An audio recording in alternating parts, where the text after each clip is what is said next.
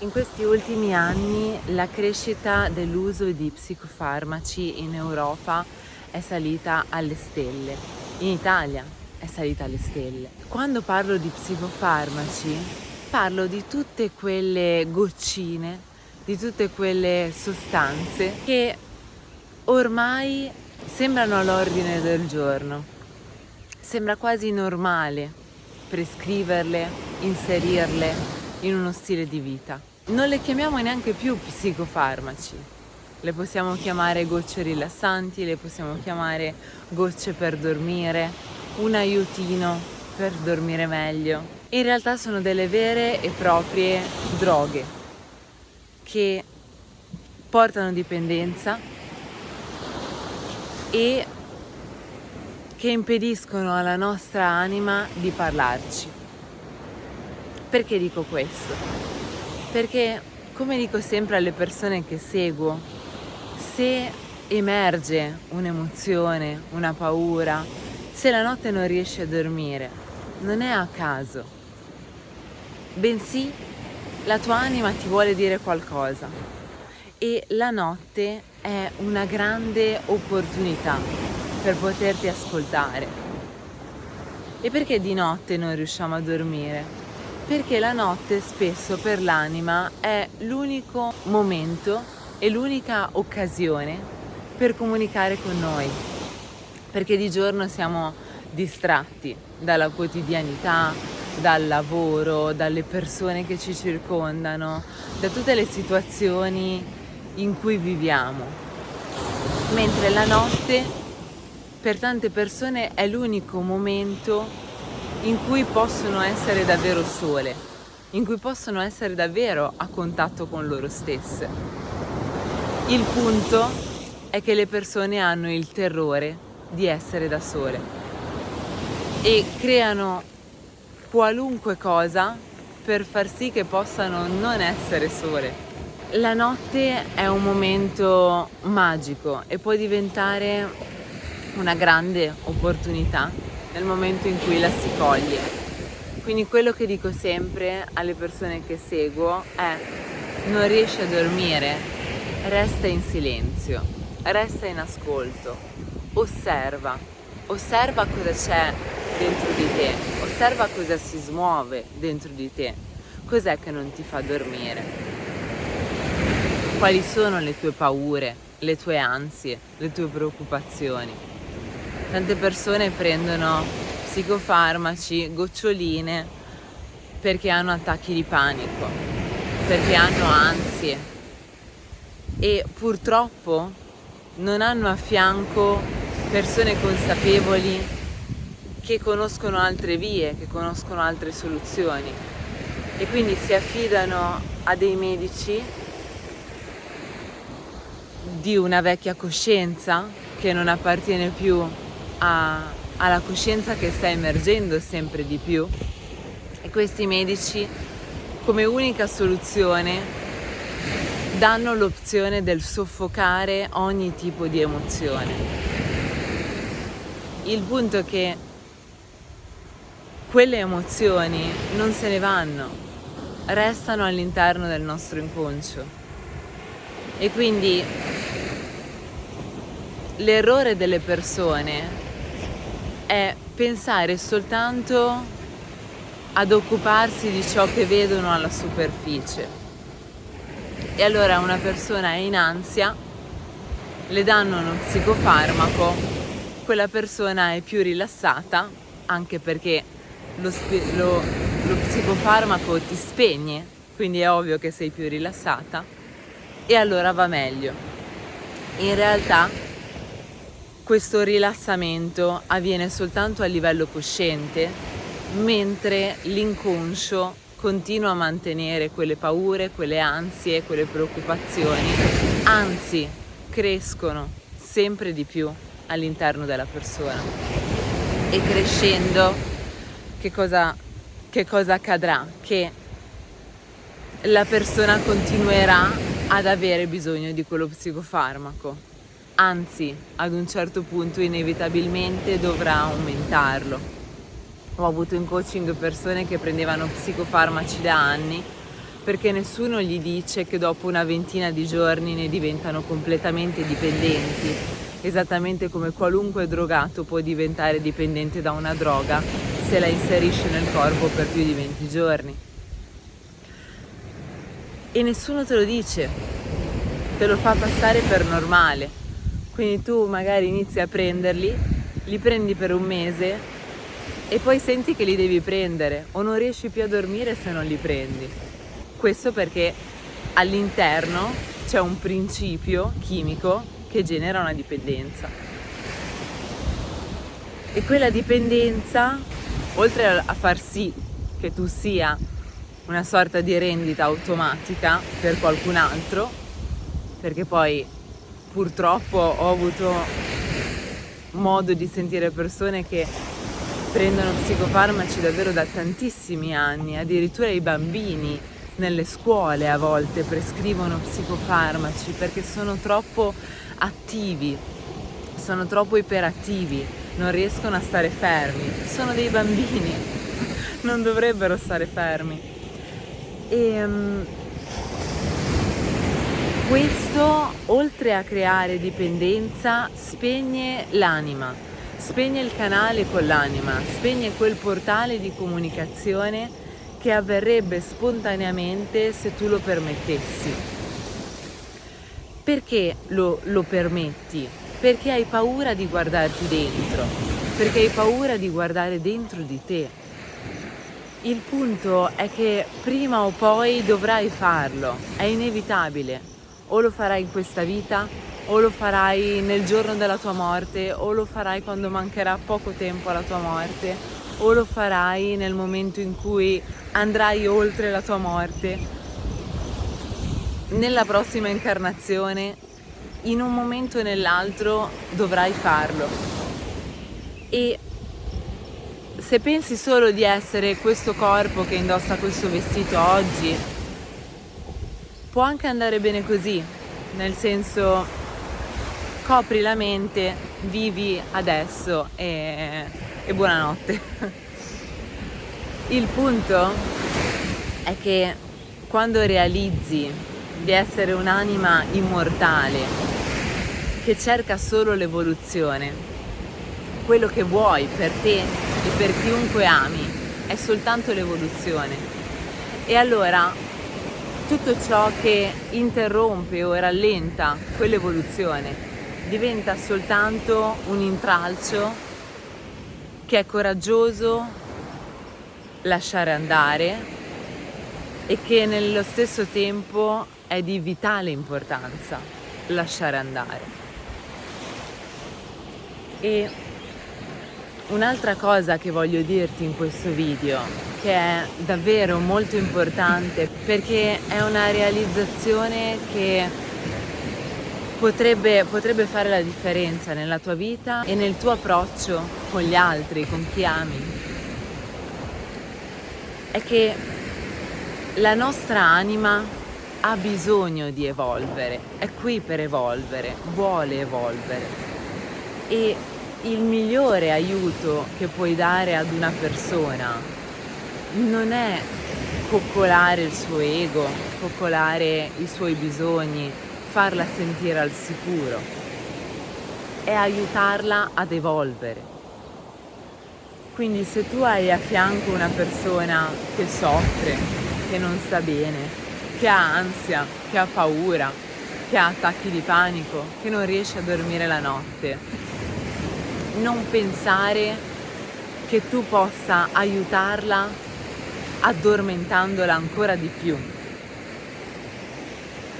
E quindi lo psicofarmaco illusoriamente pensi che possa essere un aiuto e invece non lo è. È proprio la direzione opposta dell'aiuto, è il soffocare l'anima. È il soffocare quella voce che sussurra dentro ogni corpo. E qual è la più grande paura dell'essere umano? Quella che poi scavando in coaching, nelle sessioni individuali, esce fuori. È la paura della morte. Le persone hanno paura della morte e questo tema a volte, soprattutto in certe famiglie, in certe situazioni eccetera, è ancora un tabù. Sesso e morte sono dei tabù, che sono invece tra i momenti più importanti della vita di una persona, perché la sessualità, quando è vera, quando è con un'apertura di cuore, è un momento in cui l'ego viene messo da parte e emerge l'anima. E la morte è il cambiamento più importante che ogni essere umano fa, o meglio, che ogni anima compie, scegliendo di lasciare il corpo fisico. E dico scegliendo perché nulla arriva a noi per caso, non siamo vittime di un Dio esterno che decide quando darci e quando levarci, quando farci vivere e quando farci morire. Tutto è perfetto per noi così com'è in questo momento e sempre.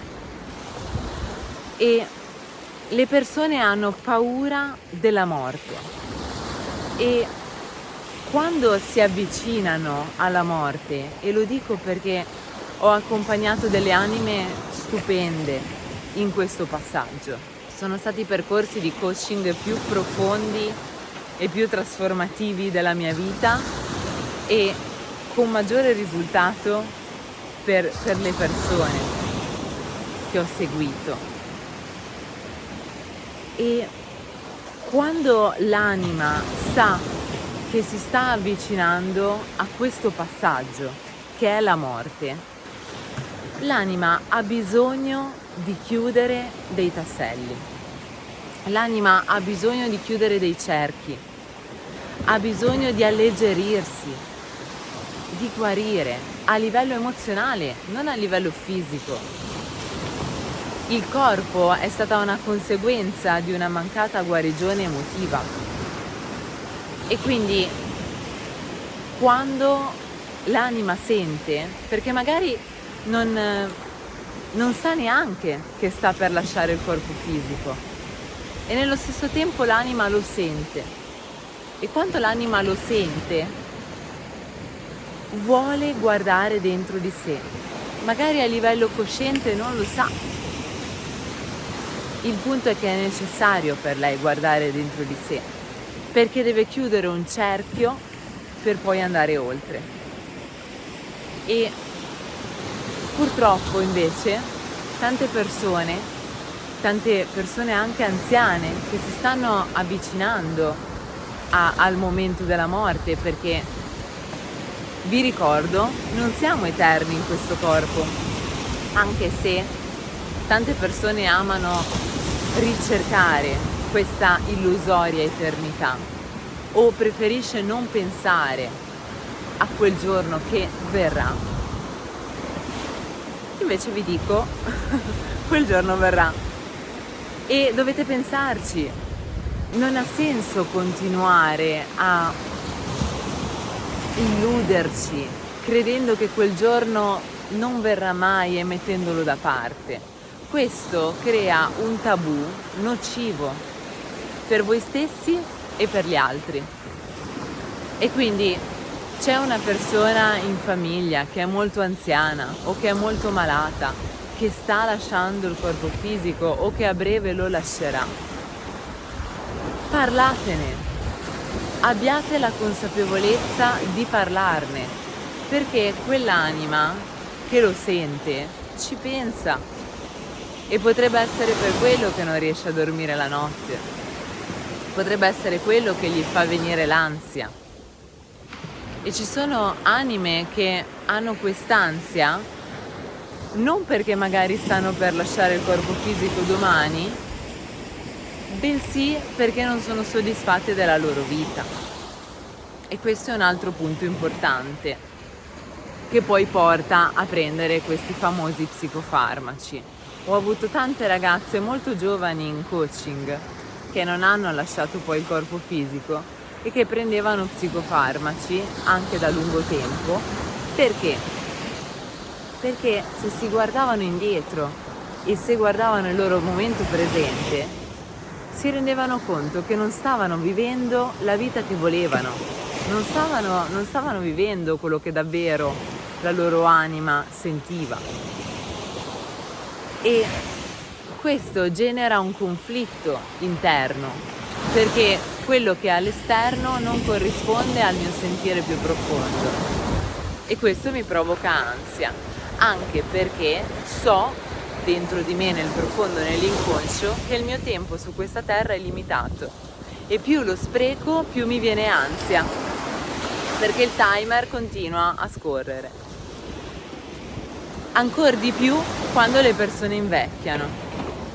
E purtroppo ci sono ancora questi medici inconsapevoli che una donna anziana non riesce a dormire, boom, psicofarmaco. Non c'è un processo psicologico, non c'è un coach, un facilitatore che ti assiste, non c'è una curandera che ti guarisce a livello emozionale.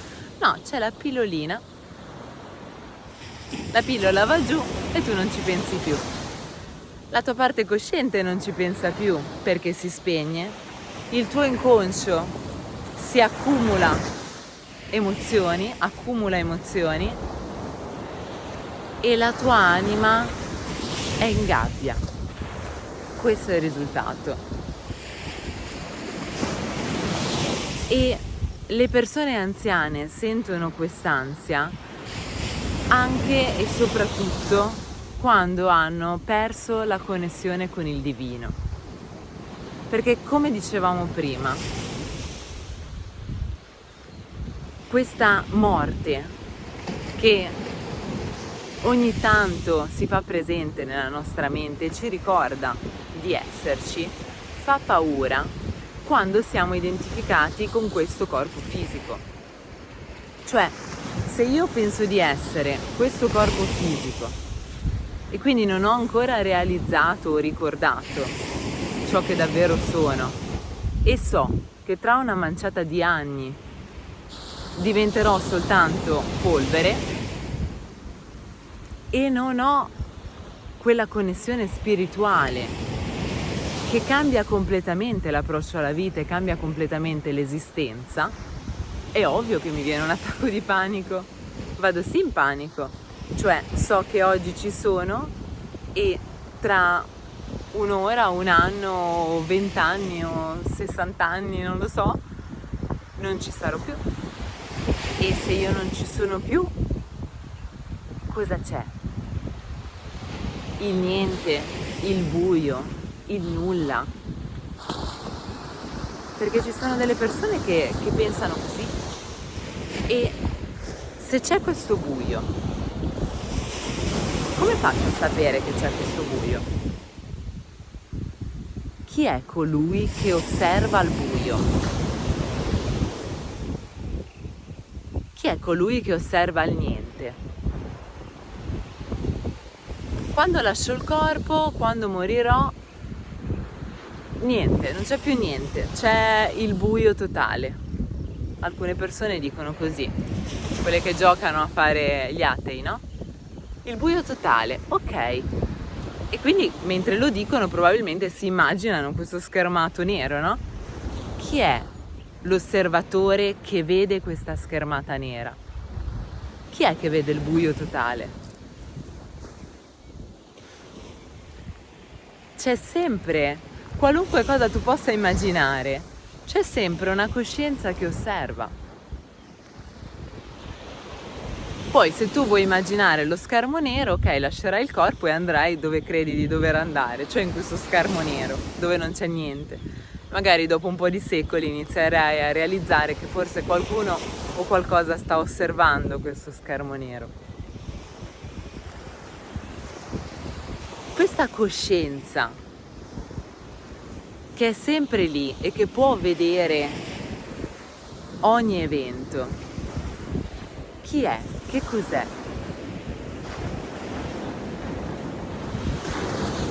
E prima di lasciare il corpo, o quando ci avviciniamo alla vecchiaia, l'unica cosa importante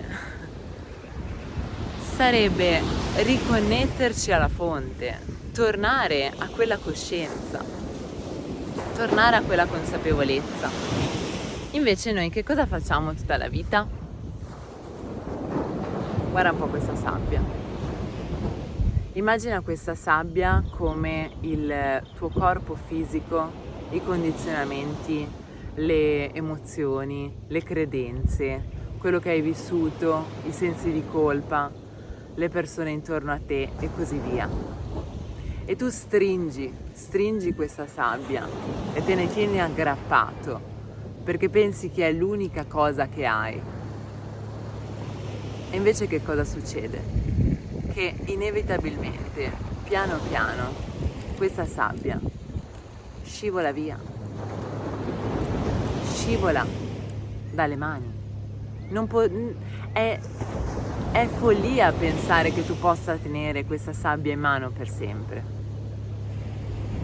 Giusto? Io non potrò stare per sempre qua in spiaggia a farti questo video con la spiaggia in mano, con la sabbia in mano, no? Quindi prima o poi butterò la sabbia. E la sabbia scivola, va via. E una volta che è andata via, che cosa rimane? Che cosa rimane? Intanto la sabbia non è andata via, la vita non se ne va. Semplicemente passa da un luogo all'altro, dalla mia mano alla spiaggia.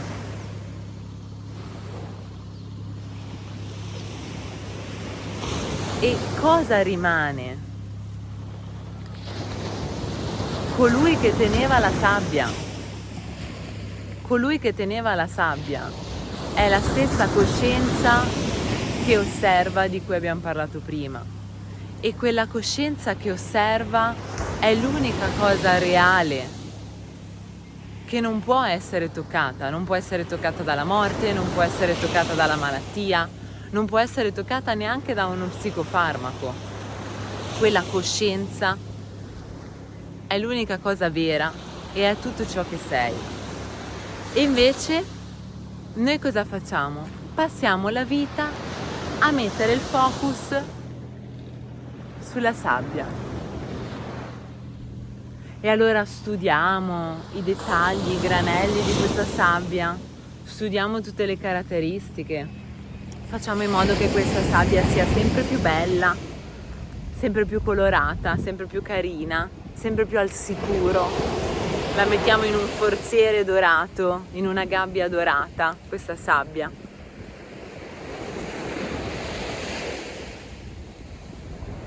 Cosa rimane? Cosa rimane?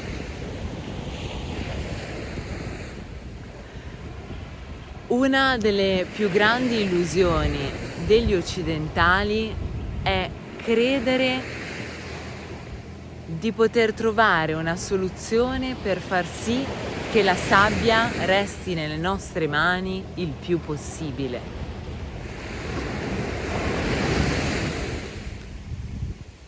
Prima o dopo quella sabbia andrà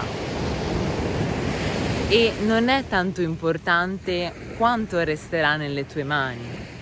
La cosa più importante è che tu realizzi che sei colui che la tiene e non la sabbia stessa.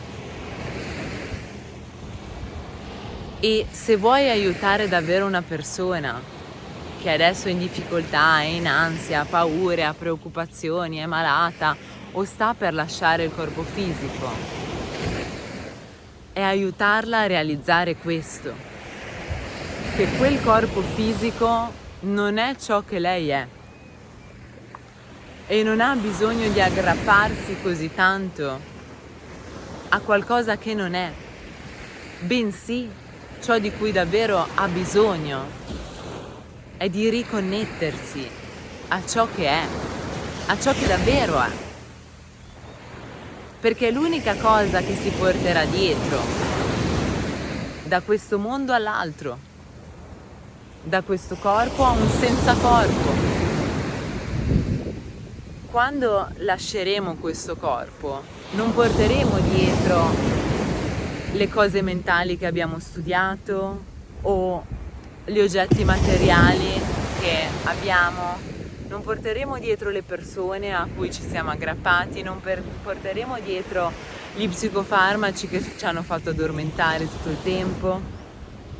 E infatti proprio una cosa che dicevo ieri è: se tu permetti a quella persona di reprimere con gli psicofarmaci, quando lascerà il corpo, tutti quei mostri che ha represso durante le notti, li vedrà dopo e non sarà bello. Stessa cosa se non lasci il corpo e scegli un giorno di interrompere gli psicofarmaci. Tutti quei mostri che hai represso per anni usciranno in forma più forte. E questo lo diceva Freud. E invece quello che noi dovremmo imparare a fare è: ok, ho un pensiero, ho un'emozione, ho una preoccupazione, la osservo. La notte mi aiuta, perché finalmente durante la notte posso essere con me. Posso stare con me e avere il coraggio di guardarmi dentro. E quindi arriva un'emozione e scavo dentro. Ok, cosa c'è dentro questa emozione? Cosa copre questa emozione? E nella maggior parte dei casi, soprattutto se è da anni che sei invischiato in una situazione di gocce, psicofarmaci, coperture, droghe e così via, hai bisogno di un sostegno, hai bisogno di una guida, hai bisogno di un supporto. E un altro errore delle persone è ancora oggi credere che non serva un supporto psicologico e mentale. E quindi ancora adesso in tante famiglie le persone vanno a rimediare il danno corporeo, e quindi la persona ha un tumore, allora anche lì gli do farmaci su farmaci, gli facciamo fare l'operazione, eccetera. E il supporto psicologico avviene, ma non il supporto psicologico del dottore della mutua, un supporto vero, con un professionista vero, avviene. Buttiamo tanti soldi in spazzatura e in veleni e non investiamo in ciò che davvero potrebbe aiutare la nostra anima. Perché purtroppo c'è ancora tanta ignoranza, c'è ancora tanta inconsapevolezza.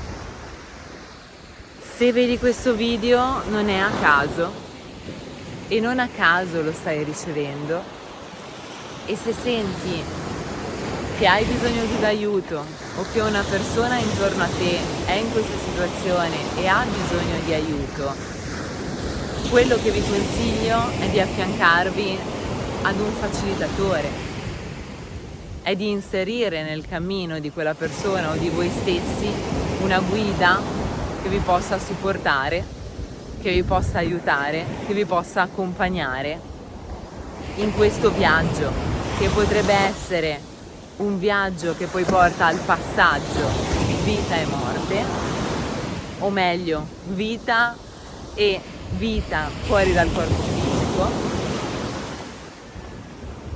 o semplicemente è una guida che vi può aiutare in un passaggio un po' più leggero rispetto a quello del più grande cambiamento che andremo a fare, che potrebbe essere una piccola morte dell'ego, la morte di una parte di noi, il lasciare andare una dipendenza, un trauma, una ferita emotiva e così via.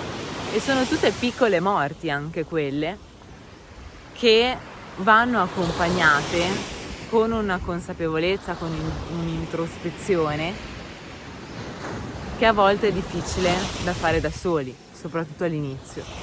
E una guida è in grado invece di farti le giuste domande, di farti scavare bene all'interno, di farti guardare oltre quello che appare alla superficie, perché un'altra cosa da dire è che tante persone non hanno nessuno con cui parlare, perché, come dicevo, queste cose sono ancora dei tabù in tante famiglie. Ci sono ancora persone estremamente bloccate nel comunicare in generale e in particolar modo nel comunicare di questi argomenti, nel parlare di questi argomenti. E quindi ci sono delle persone che ovvio che hanno un attacco di panico, perché hanno tutto questo accumulo di emozioni, di pensieri, di una vita di repressioni e di una vita di cose non dette, non elaborate, non espresse. Perché a volte davvero ti basta solo che parlare di un segreto, di qualcosa che hai dentro di te, di un dubbio che ti attanaglia. E già quando ne parli con la coach, con la facilitatrice, si scioglie quella memoria. Ho avuto persone in coaching che arrivavano da me con un peso enorme, un macigno sul cuore enorme e se ne andavano dopo un'ora alleggeriti da una vita di pesantezza, di parole non dette, di emozioni represse. E quando ho avuto l'onore, perché è stato un onore, di accompagnare delle anime stupende che poi hanno lasciato il corpo fisico poco dopo, tutto il lavoro che noi abbiamo fatto nei mesi precedenti, nei mesi prima della morte, è stato proprio un alleggerire e le persone si sono alleggerite per prepararsi a quel viaggio con una pace interiore che altrimenti non avrebbero avuto. E questo probabilmente è tra gli aiuti più importanti che ho dato nel mio servizio in questa incarnazione, ed è l'aiuto più grande che tu possa dare a te stesso o a chiunque altro, alle persone che ami, se si stanno avvicinando a quel momento. Aiutarle ad alleggerirsi, sciogliendo ciò che è inconscio e rendendo l'inconscio conscio, non addormentando anche il conscio. Capite? Se questo video ti è risuonato, mettimi un like, lasciami un commento, condividilo con chi senti che ne possa aver bisogno e soprattutto cerca di vivere da quest'ottica, prova a dare il tuo contributo nel mondo se e quando ti capiterà l'occasione, perché a ognuno di noi capiterà l'occasione di stare a contatto con qualcuno che sta per lasciare il corpo. Ecco, diventa uno strumento di passaggio, aiuta quella persona ad andare oltre e a ricordarsi che non è sabbia, è spirito. Un abbraccio di luce, illumina il mondo. Namaste.